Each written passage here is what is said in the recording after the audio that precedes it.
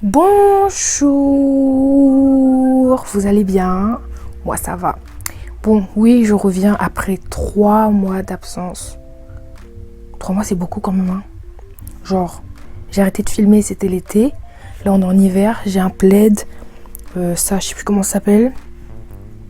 Mais ouais, ça date. Mais bon bref, aujourd'hui je reviens avec une super bonne nouvelle. Normalement vous l'avez vu dans le titre. Mais j'y viens. Mais j'ai des nouvelles à vous annoncer quand même entre temps. Enfin des nouvelles. Pas des grandes nouvelles, mais je dois faire un peu un update de ma vie quoi. Du coup, entre temps, qu'est-ce qu'il y a eu? Mes cheveux ils ont poussé. J'ai pris du poids. J'apprends à faire du ukulélé. Regardez, attendez.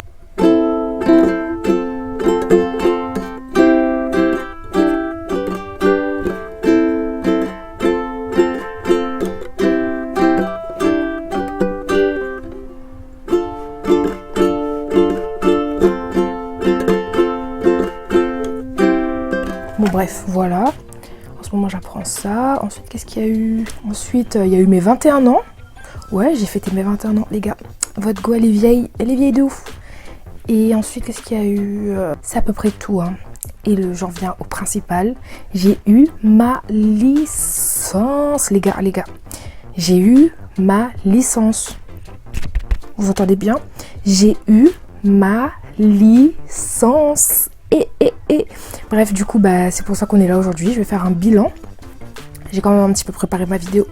J'ai fait un petit carnet. Parce que je reviens après 3 mois, mais je reviens un petit peu bien préparé quand même. Faut pas abuser.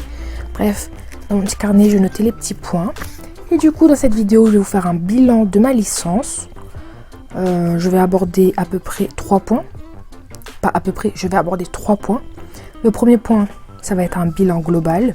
Le deuxième point, ça va être un bilan de chaque année, L1, L2, L3. Et ensuite, des conseils. Voilà. Bref, les gars, j'ai eu ma licence. J'ai eu ma licence. Là, en fait, je me dis, j'ai bac plus 3. Mais je réalise pas. Mais j'ai bac plus 3. Je regarde si ça tourne toujours, en fait. Mais j'ai bac plus 3. Votre go, elle a bac plus 3 en droit. Bref, let's go pour la vidéo. Du coup, pour commencer, je vais vous faire un bilan global. Bref, pour moi, le bilan de ces 3 années, ce serait que ça a été les années scolaires les plus éprouvantes de ma vie. Les gars, je vous jure, éprouvant comme ça, il n'y a pas. Je sais pas quelles études vous faites, mais éprouvant comme ça, il n'y a pas. Bon, si, peut-être il y a, mais pour moi, il n'y a pas là. Genre vraiment, on dirait, vous voyez les serpillères là, on les a pressées comme ça, ou sinon on m'a écrasé comme une boule de papier, on m'a jeté à la poubelle. Vraiment, je suis lessivée. Mais paradoxalement, ça a été les meilleures années de ma vie parce que j'ai rencontré des personnes exceptionnelles. J'ai mes 2 copines avec qui je restais tout le temps, Émilie et Priscilla. Bon, je vais pas vous demander si je dis vos prénoms. Vous savez que j'espère que j'ai le droit. Bref, je pense que j'ai le droit. Mais voilà, mes 2 copines avec qui je suis restée ces 3 années. Franchement, c'était les meilleures rencontres de ma vie. Des rencontres exceptionnelles. Genre, je pensais pas me lier d'amitié autant avec des gens. Et genre là, on va se séparer, on va se quitter.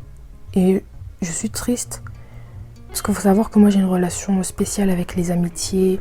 Pour moi, quand je change d'endroit, quand je déménage en fait, je dois forcément changer d'amis. Enfin, j'ai jamais pris l'habitude de garder contact. Mais là, je suis sûre et certaine que je garderai contact avec ces filles parce que c'est devenu mes amies vraiment.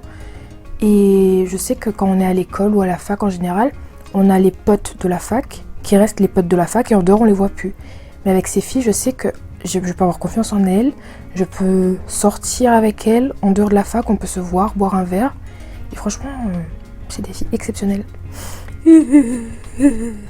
Non, je pleure pas. Mais voilà, c'était franchement les meilleures années de ma vie en même temps. En même temps, les années les plus éprouvantes, mais en même temps les meilleures années parce que, voilà. Et en plus, pour continuer, j'ai d'autres amis et tout, mais je vais pas citer tous vos noms, mais vous savez que vous êtes là, genre Léna, Flavie, Joram. Je parle que de la fac, là, mais à la fac, voilà. Et je vais pas citer tous les noms, mais vous êtes dans mon cœur et je vous oublierai jamais. Voilà. Ensuite, on va passer au bilan pour chaque année. Je regarde si ça filme toujours parce que moi je veux pas parler dans le vide. Hein. Du coup, le bilan pour chaque année. Déjà, il faut savoir que j'ai réussi à passer la L1, L2, L3 sans redoubler. Après, je dirais pas que c'est un exploit parce que beaucoup de gens l'ont fait avant moi. Voilà, je suis quand même un peu contente. Voilà. Je parle pas du redoublement comme un échec non plus, mais je suis contente de ne pas avoir redoublé parce que je sais que pour moi c'est pas un échec de redoubler, mais ça m'aurait fait quand même quelque chose de redoubler. Voilà. Je dis pas que c'est un échec en soi, mais moi ça m'aurait fait quelque chose de redoubler. Bref, du coup j'ai réussi à passer les 3 années sans redoubler.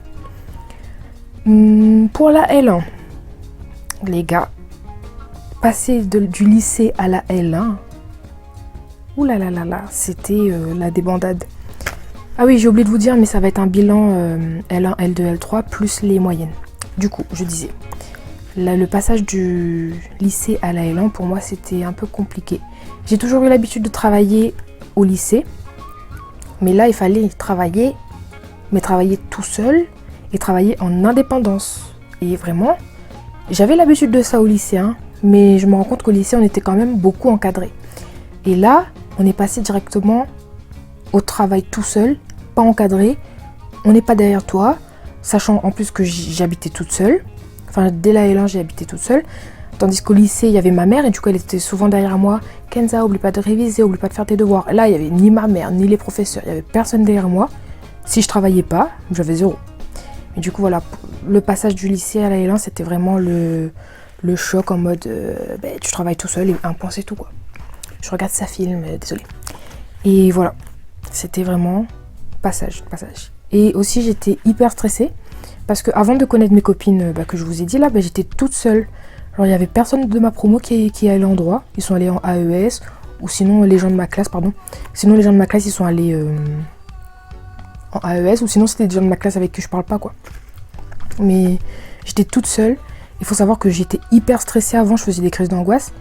Et je vous jure, je faisais des crises d'angoisse dès mon premier jour. En fait, je ne pouvais pas m'asseoir, comment vous expliquer, dans l'amphi. Il y a les places qui sont au fond, et il y a les places qui sont au fond sur une ligne. Il y a des places qui sont au fond, c'est-à-dire où il n'y a pas de sortie. Il y a des places où c'est au bord, c'est à la sortie. Et moi, je m'asseyais toujours au bord, parce que si je m'asseyais au milieu ou au fond, j'avais l'impression qu'on m'emprisonnait et que j'avais envie de vomir. Bref, voilà, c'était les crises d'angoisse. Et une fois, je me suis assise au fond et j'arrivais plus à respirer, j'étais comme ça. J'étais en hyperventilation et je devais sortir, quoi. Bref, du coup, il se fait ou ça se fait. Bref, je sais même pas parler français. Du coup, je m'asseyais tout le temps au bord, quoi, pour pas stresser. Ça, c'était en L1. Du coup, j'étais hyper stressée et aussi, je voulais trop bien faire. Genre, je faisais aucune sortie. Mon planning, il faut que je vous retrouve un planning que je faisais. Mon planning, c'était du lundi au dimanche. Je faisais aucune sortie. On me proposait de sortir, jamais de la vie. Je faisais mes TD le dimanche, le samedi, lundi, mardi, mercredi, jeudi, vendredi, samedi, dimanche, je fais des fiches. Vraiment, la L1, c'était l'année où je sortais pas du tout. Bref, du coup, passons-en à la moyenne de la L1. Alors, la moyenne de la L1. Déjà, en L1, je faisais rien à côté. Genre, je faisais que la licence. Et du coup, selon moi, j'avais une bonne moyenne. Pour moi, c'est une très bonne moyenne. Alors, ma L1, je l'ai validée à 14,31. C'est la seule fois où j'ai eu 14,31, je vous préviens. Les autres années, j'ai pas eu des aussi bonnes notes. Parce que je faisais rien à côté de la licence, quoi. Du coup, licence 1, j'ai validé à 14,31. Semestre 1, j'ai validé à 13,63. Et semestre 2, j'ai validé à 14,97. Du coup, au semestre 1, en introduction au droit, j'ai eu 14,5. En droit constitutionnel, j'ai eu 16. En droit des personnes, j'ai eu 13,5. En histoire des institutions, j'ai eu 8 sur 20. Je me souviens de ça, j'avais pas appris. Culture générale, j'ai eu 15. Méthodologie, j'ai eu 16. Anglais, j'ai eu 13. UEO, j'ai eu 13. Et voilà. Du coup, oui, le semestre 1, la note où j'ai eu 8 là, en fait, c'est une mineure. Et si vous savez pas, à la fac... Oula, j'ai bougé l'écran. Bref, si vous savez pas, à la fac, il y a des majeurs et des mineurs. Et moi, j'ai mis de côté les mineurs en mode, c'est pas important. Mais c'est important, les gars, ça vous rapporte des points, quoi.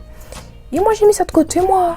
Et quand j'ai commencé à réviser ça, il y avait au moins 100 pages. C'est là, oh mon Dieu. J'ai commencé à réviser au moins 3 jours avant.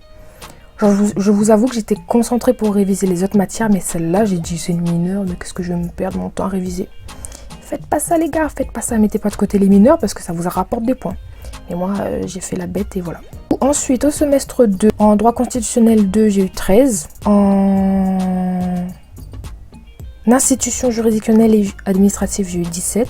Et ça aussi, là, c'était horrible à apprendre. Hein. Il y avait au moins 120 pages.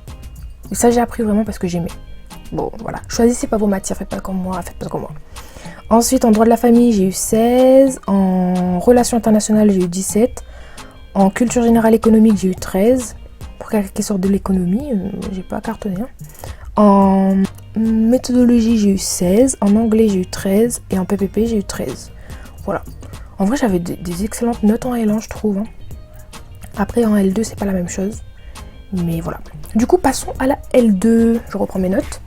La L2, pour moi, c'était l'année la plus dure. Genre, on nous dit souvent que la L1, oui, c'est la plus dure, mais après, ça va aller. Et non, non, non, non. Non, il n'y a pas ça. Je vais parler en juriste. Que nenni. Il n'y a pas. C'est la L2, c'était la plus dure. Vraiment. Genre, les profs, ils sont plus exigeants.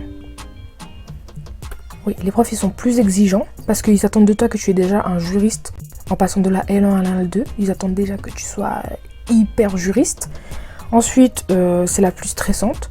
Bon, déjà que la L1, c'était déjà un level, mais la L2. Et, mais par contre, en L1, je sortais pas du tout, mais en L2, je me suis accordé des sorties parce que impossible de travailler du lundi au dimanche sans sortie, ça va pas. Non, non, non. En L2, j'ai arrêté ça et déjà là, je travaillais plus le dimanche. Du coup, mon repos, c'était le dimanche. Et voilà, pour la L2. Pour moi, c'était la plus dure. Je pensais vraiment pas valider du tout. D'autant qu'en L2, j'ai commencé le diplôme universitaire à côté, en parallèle. C'est un diplôme en plus de la licence. Et du coup, j'avais environ 6 heures en plus par semaine pour le DU. Et j'avais des trucs à faire, des trucs à rendre et tout. Et du coup, ça m'a fait un petit plus de travail. Et du coup, ça explique un peu ma chute de moyenne. Mais ça va en soi. Je me dis, j'ai beaucoup baissé, mais ça va pour quelqu'un qui fait quelque chose à côté. Enfin, vous voyez ce que je veux dire? Genre, ça a baissé, mais ça s'explique par le DU à côté. Et du coup, j'ai fait le DU et en plus, j'ai commencé aussi à réviser pour le concours de contrôleur des impôts. Du coup, je me suis préparée au concours pendant toute la L2. Et après, vers la fin, comme ça, vers la fin de la L2, j'ai passé le concours. Et il fallait, je sais plus combien pour être admis, hein, mais moi j'ai eu 14,80 et la dernière personne à être admise, elle a eu 15,60. Du coup, j'ai pas été admise à 1 point. Du coup, c'était le bilan de la L2. Et pour la L2, comme je vous disais, comme j'ai fait préparation de concours et le diplôme universitaire à côté, ma moyenne elle a baissé. J'ai validé ma L2 à 11,64. Le premier semestre à 10,60. Du coup, les matières au semestre 1 en L2, c'était droit des obligations, ça j'ai eu 10. En droit administratif, j'ai eu 12,5. En droit pénal général, j'ai eu 9. Et en Sciences Po, j'ai eu 6. Et en histoire du droit privé, j'ai eu 13. En PIX, j'ai eu 11. PIX, c'était les gars, ça c'était nul. En anglais, j'ai eu 12,5. Et ensuite, au semestre 2, en droit administratif, j'ai eu 11. En droit pénal général, j'ai eu 13. En procédure civile, j'ai eu 12. En droit fiscal, j'ai eu 13. En droit des obligations, j'ai eu 14,5. Ensuite, en institution européenne, j'ai eu 12,5. En histoire des idées politiques, j'ai eu 11,5. En anglais juridique, j'ai eu 10,5. En UO, j'ai eu 17,5. Waouh! Et en PVP, j'ai eu 12. Voilà à peu près mes notes. Et je crois, je sais même plus. J'allais dire, je sais même plus si je me suis spécialisée en L2. Mais je crois, non, c'est en L3 que je me suis spécialisée. Bref, du coup, mes matières préférées, pendant la L2, pour moi, c'était vraiment institution européenne. Droit administratif aussi, j'ai bien aimé. Et en L1, mes matières préférées, c'était droit constit. Et c'est d'ailleurs grâce au droit constit que j'ai compris que je voulais être prof. Genre vraiment, le droit constit, mais... Bon, après, les privatistes, ils vont dire c'est nul. Oui, parce que si vous savez pas, il y a une différence entre droit public et droit privé. Et il y a un petit peu une petite guerre. Une guerre pour rigoler. Mais voilà, moi je suis publiciste si vous savez pas. Et c'est grâce au droit constitue que j'ai découvert que je voulais être prof, les gars. Quand j'ai découvert cette matière, déjà, je regardais des vidéos sur YouTube en mode oui, les gens ils étaient là, oui, le droit constitue c'est trop nul, c'est trop dur, nanana. Et moi j'ai tout de suite accroché à cette matière en fait. Vraiment, c'était ma matière préférée. Après, les matières de droit privé comme droit de la famille, tout ça c'est cool et tout. C'est plus concret que droit constitue. Droit constitue c'est de l'abstrait. Genre je te dis mais vous me parlez de l'État, mais est-ce que je parle à l'État moi? Non, on parle pas à l'État. Tandis que droit de la famille, on a une famille, on peut parler avec notre famille, vous voyez. Mais je sais pas, moi j'aime l'abstrait. Genre même institution européenne, c'est de l'abstrait, mais j'aime trop. Voilà. Ensuite, on passe à la L3. La L3, c'était l'année la plus éprouvante. Ok, la L1, c'était stressant. La L2, c'était très stressant. Mais la L3, les gars, ok, on est habitué à la souffrance. Bon, oui, en fait, à la L3, on est stressé, mais on est tellement habitué à la souffrance. Notre visage, il est fatigué. Mais on est là. Et on est fatigué. On a fait la L1, la L2. Laissez-nous respirer. Mais on ne peut pas respirer. Donc, c'est encore plus éprouvant. Donc, vraiment, pour moi, c'était la plus éprouvante. Et du coup, j'ai continué le DU. La deuxième année de DU. J'ai commencé le DU en L2 et du coup ça se continuait en L3. Et en plus du DU, j'ai fait un service civique. Du coup, je faisais la licence, le DU et le service civique. Et là, mes notes sont encore plus baissées. Bon, pas plus de ouf parce que je suis restée environ à 11 comme la L2. Et franchement, c'était l'année la plus éprouvante. Mais c'était pas éprouvant dans le sens où c'est plus dur parce qu'on va dire qu'on est habitué. On est habitué au rythme de travail. On a déjà trouvé notre rythme de travail. On connaît la fac là. Mais c'est éprouvant dans le sens où c'est l'année la plus stressante parce qu'on te demande de savoir ce que tu veux. C'est-à-dire qu'à la L3, on te demande de choisir entre droit public ou droit privé. On te demande de choisir ton master. Bon, choisir en guillemets, de candidater dans ton master que tu veux. Donc il faut que tu saches ce que tu veux faire plus tard. On te demande de réviser pour la licence. Déjà les 3 trucs là, c'est assez quoi. C'est assez pour t'achever. Et du coup voilà, pour moi c'était la plus éprouvante niveau demande. Vous voyez ce que je veux dire? Genre demande d'effort. Ça me demandait beaucoup d'efforts. Bref, du coup voilà, c'était le bilan pour la L3. Qu'est-ce que je pourrais dire? Mais c'était aussi l'année où je me suis encore plus consolidée avec mes amis. Vraiment là, on se rendait compte qu'on était vraiment des amis l'une pour l'autre. On n'était pas que des collègues de fac en fait. Parce que vraiment, on se soutenait, genre on pleurait ensemble. Et j'ai jamais autant pleuré pendant mes 3 années. Je vous jure, j'ai jamais autant pleuré pour mes études. Mais ça valait le coup de pleurer parce que ça me fait du bien de pleurer. Et là, on pleurait avec mes copines, on se donnait nos ressentis. On était là, oui, mais là, on n'en peut plus.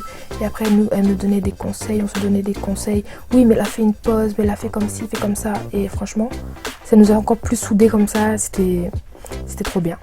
En fait, dans chaque moment difficile de la vie, on a toujours des personnes qui sont là pour vous aider. Et ben là, c'était mes copines.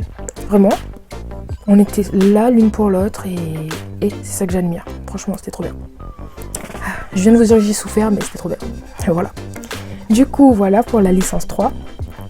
Et pour la licence 3, le premier semestre, j'ai validé à 10,97. Ils auraient pu mettre 11, ils abusent. Et au semestre 2, j'ai validé à 10,60. Du coup, l'année, j'ai validé à 11. Et pour le semestre 1, là, déjà, il fallait se spécialiser droit public, droit privé. Du coup, moi, j'avais principalement les matières de droit public. Et les matières de droit public, c'était droit international.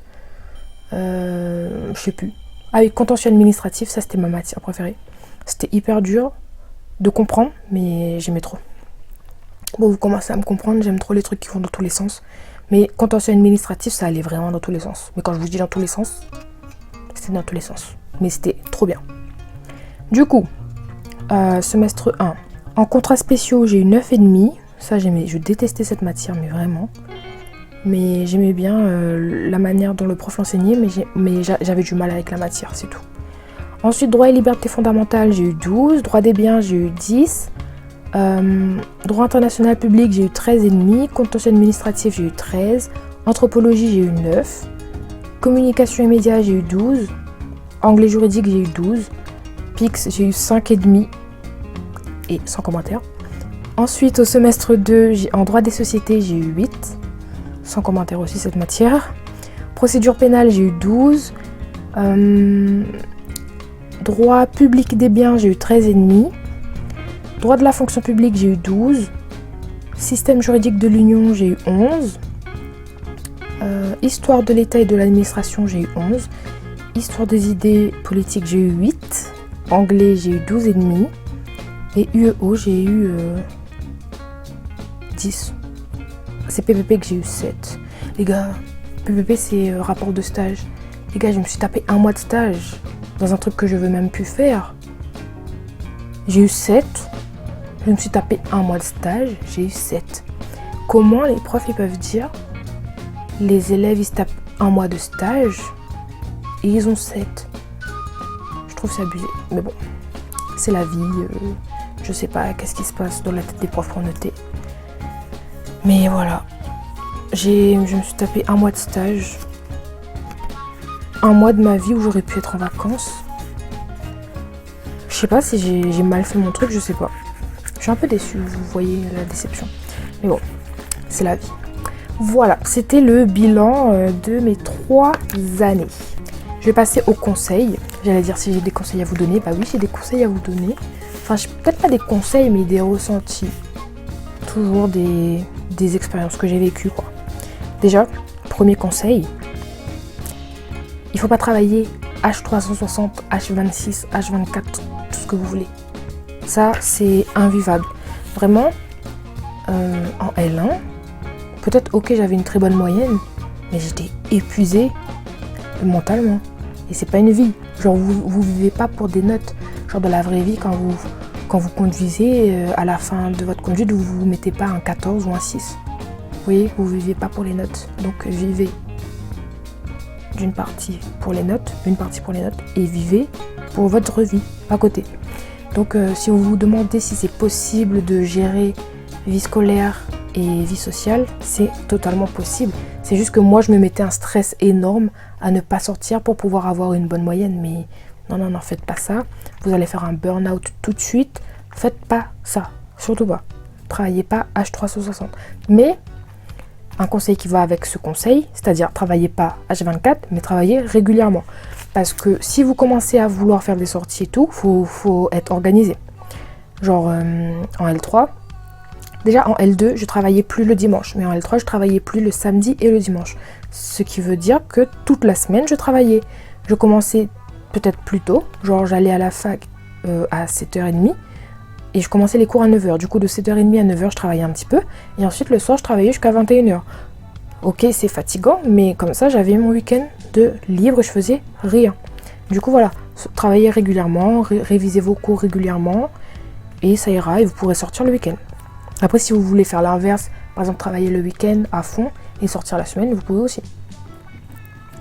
Ensuite, oui, important, il faut trouver votre propre méthode. Votre propre méthode, ça signifie pas copier les méthodes des autres. Au début, je voulais grave copier les autres et tout, mais on a notre méthode d'apprentissage. Par exemple, il y en a qui écrivaient pas le cours, mais qui écoutaient, et eux, ça rentre dans leur tête. Mais moi, j'arrivais pas à ne pas écrire, à ne pas venir en cours et écrire. Moi, j'écrivais tout ce que le prof disait. Donc, il y a des gens avec qui ça marche de ne pas écrire, il y a des gens avec qui ça marche pas. Ensuite, moi, ma méthode, c'est que je faisais des fiches. Un coup, j'étais là, oui, je fais des fiches, je fais pas de fiches, je fais des fiches. Mais c'est juste qu'en L1, je savais pas faire de fiches. En L1, je recopiais tout mon cours sur ma fiche. Mais en L3, j'ai appris à faire des fiches bien, des fiches... genre, une grande feuille, c'était ma fiche. C'est-à-dire qu'une feuille, c'était un chapitre. Et une feuille, voilà, c'était le résumé de, par exemple, 10 pages.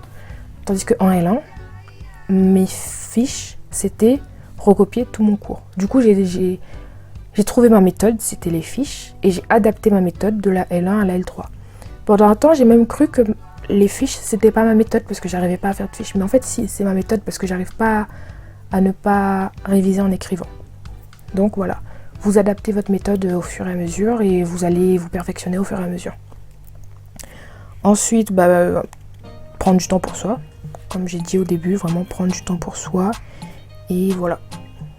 Et aussi très très très important, et c'est le dernier conseil que je pourrais vous donner, c'est de ne pas écouter les autres qui ne sont pas en droit. Parce que combien de fois on m'a dit non mais Kenza, mais c'est trop dur le droit, mais tu vas pas réussir, mais le droit, mais waouh, mais en fait quand tu es dedans, tu t'es pas waouh. Quand tu es dedans, t'es.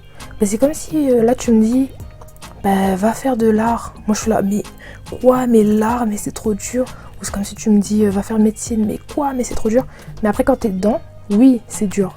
Tu te rends compte que c'est dur. Mais tu te dis mais c'est pas impossible. S'il y en a qui ont réussi. Oui c'est dur le droit, mais c'est pas impossible. Vu que bah je suis dedans. Donc je me donne les moyens et ça va aller. Genre ok les gens ils ont en partie raison quand ils te disent que c'est dur. Mais si tu les écoutes trop, tu vas vraiment pas faire ce que tu veux. Et moi, je voulais faire le droit. Et vraiment, les gens, ils étaient là. Mais Kenza, mais le droit, c'est trop dur. Mais Kenza, mais tous les gens que je connais, ils ont arrêté au bout de la L1. J'aurais pu aussi arrêter au bout de la L1. Mais je me suis donné les moyens et j'ai continué. Et j'ai réussi. Et voilà. Du coup, voilà, c'était le bilan de ma licence. Votre go à la bac plus 3. Je répète, votre go à la bac plus 3. Mais bon, c'est pas fini parce que comme je vous disais, je veux être prof. Et être prof, c'est loin de s'arrêter à la licence. Donc déjà là, j'attends les réponses de master. Les gars, j'ai trop peur. Mais voilà, donc je suis en vacances, mais je me considère pas en vacances dans ma tête parce que là j'attends les réponses de master. Mais bref, j'ai bac plus 3, donc je me contente déjà de mon bac plus 3. Et on verra pour la suite. Mais prof, c'est à peu près bac plus 8. Donc là, je me réjouis, mais c'est pas du tout fini. Mais voilà, je suis très contente. Et je peux le dire, je suis fière de moi. Et bref, ça a coupé, je disais que osez vous dire que vous êtes fiers de vous. Parce que c'est pas les profs qui vont vous dire souvent qu'ils sont fiers de vous. Parce qu'ils n'ont pas de formation en bienveillance. Et je disais qu'en fait, j'ai pas eu forcément des profs très bienveillants dans ma vie. Mais après, je dis pas que pas gentil, parce que bienveillant et pas gentil, c'est pas la même chose. Mais les profs, ils sont pas là pour être bienveillants. Bien qu'ils doivent l'être, mais ils arrivent pas à être bienveillants. Mais bref, voilà, je ferai pas de débat là-dessus, mais en tant que prof, moi j'aimerais bien être bienveillante avec mes élèves parce que je trouve qu'on a besoin. On n'a pas besoin d'être cassé mentalement.